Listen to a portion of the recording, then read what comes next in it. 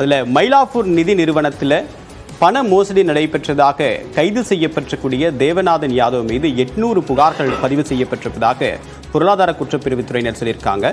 தொடர்பான அண்மை தகவலுடன் நம்முடைய சிறப்பு செய்தியாளர் கோகுல் 800 புகார்களுடைய என்னென்ன குற்றச்சாட்டு அவர் மீது சொல்லப்பட்டிருக்கு, எவ்வளவு நிதி முறைகேடு அப்படின்றது பட்டியலிடப்பட்டிருக்கா?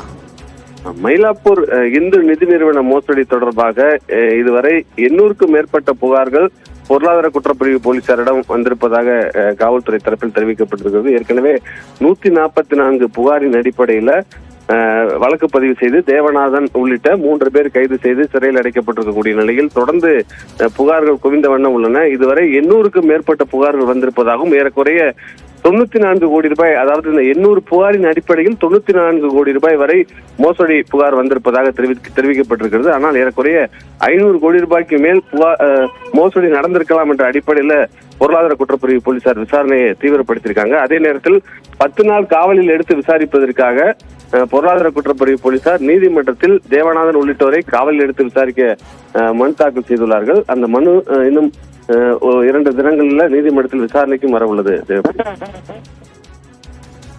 உங்களுடைய விரிவான தகவலுக்கு நன்றி கோகுல்.